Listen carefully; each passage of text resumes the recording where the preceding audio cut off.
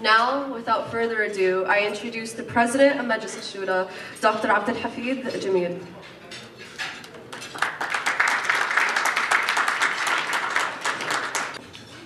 Bismillah ar-Rahman ar-Rahim. Wassalatu wassalamu ala Rasulillahi sallallahu alayhi wa sallam.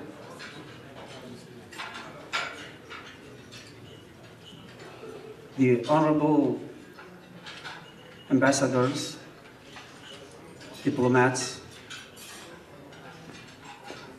the chief of police of NYPD here, imams, community leaders, members of the community, guests, all of you, I say welcome to all of you here tonight in this place.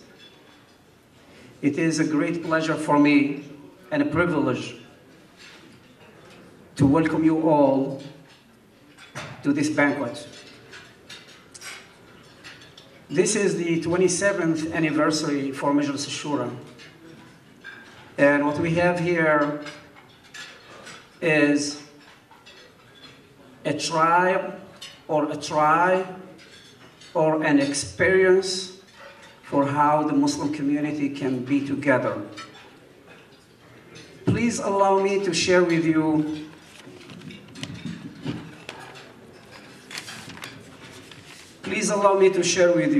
some of the thoughts, insights. And I know that some of the imams here will question the story that I'll be saying and the way I'll be saying it.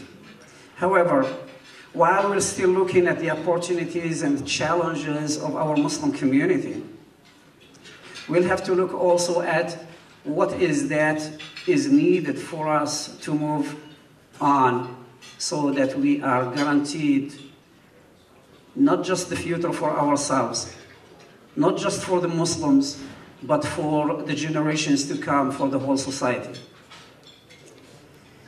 Sometimes we look for something which is right there in front of us, but we do not see it. I have a story to share with you. There was once a wealthy man who lived not far from the river. The river is Indus River. It's situated somewhere between Pakistan, India, and probably Bangladesh. It goes through China. He was contented because he was wealthy, and wealthy because he was contented. One day, a priest visited this person. His name is AbdelHafid. So when the priest visited him, he told him about a diamond or diamonds. AbdelHafid heard all about diamonds, how much they were worth, and went to his bed that night, a poor man. He had not lost anything, but he was poor because he was discontented. And discontented because he feared he was poor. AbdelHafid sold his farm, left his family, and traveled to Palestine and then to Europe, searching for diamonds. He did not find them. His health and his wealth failed him. Sick and weak, he died poor. One day, the man who had purchased AbdelHafid's property found a curious sparkling stone in a stream that cut through his land. It was a diamond. Digging produced more diamonds, acres of diamonds. According to the parable, this was the discovery of the famed diamonds of Golconda. This story is found in a book called Acres of Diamonds. Some may ask, why this story? Well, the answer is simple. Many from our community tend to forget the value of what we have and ignore it and look for something far from where we started from. As they say, the other side is greener. And that's some of us, that's what they think. We are here in this room today from different places, different ethnicities, backgrounds, nationalities, and speak different languages. Because we are Muslims. But still, we have among us those who are non-Muslims, who are guests also. And we welcome them amongst ourselves, because they are our friends. Islam is our space of living. And it is miles of acres. It is not miles of diamonds. It is not acres of diamonds. It is miles of diamonds. Why? Because every time you want to dig in Islam, you find the jewel in it. The question now is not about Islam.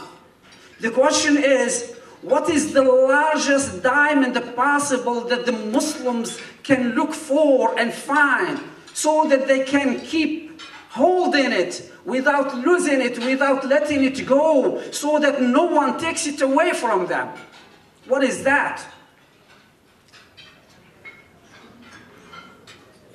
Well, in my perspective at least, the answer is in the ayah. بعد أعوذ بالله من الشيطان الرجيم واعتصموا بحبل الله جميعا ولا تفرقوا. The answer is in the ayah. And hold fast all together by the rope which Allah stretches out for you, and be not divided among yourselves. The call here is mainly the unity of the Muslims. That unity is so important for us that we must not lose sight of it. We must not seek something different than the unity of the Muslims. It is our diamond that we must hold into it. Yes, Islam is full of diamonds, but the most valuable one that cannot be replaced is the unity. It is an obligation on us to be united. Our unity is the jewel that others want to take away from us. It is a challenge to our community. It is for us to safeguard that unity. When we pray as individuals, we are not really praying. We are giving the opportunity to every atom, to every molecule, to every cell in our body to be connected to its creator. Even though we are moving, even though we are really praying, but the prayer is not just the movement. It is to make the connection with Allah subhanahu wa ta'ala, and every part of the body, every cell is connected to its creator. When we are praying, we are giving that opportunity.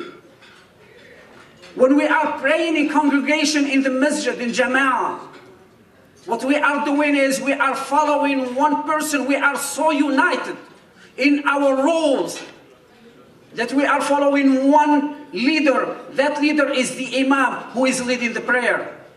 When we are praying, we are facing one direction. That direction is towards Al-Kaaba.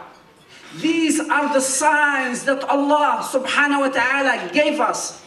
God gave us those signs to tell us that your unity is so important. Every time, every day we pray, we should remember that we are united. That is why the prayer is mentioned in the Quran more than 96 times. Because it is so important that we pray, that we remember that the unity is one of the most important items in the lives, not only of the Muslims, but of all of those who want to serve the humanity properly. The Majlish Majlish Shura, as the sister mentioned a little while ago, we want to unite the Muslim community. Our aim is to provide a forum for the Muslim organizations to be able to communicate with each other, to come together, to work together, to make the future of the humanity, to make the future of New York, to make the future of the society. And we are here mainly to reach out to everyone, to any friend, to any colleague, to anyone who is there to stretch their hands to us also so that we can work together. As Muslims, we are required by the principles of Islam that we have to work together. We have to work with the others, and we have to be beneficial to the society as the society is beneficial to us.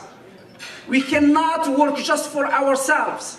We cannot just say that I'm a Muslim and I have to work for myself. No masjid should be working only for its congregation. Every masjid should think of the other masajid, should stretch their work to the other masajid. Every masjid should be able to see beyond the territory of that neighborhood.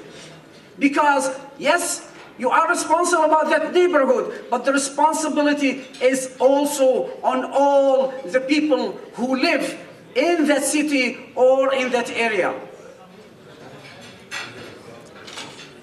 Imagine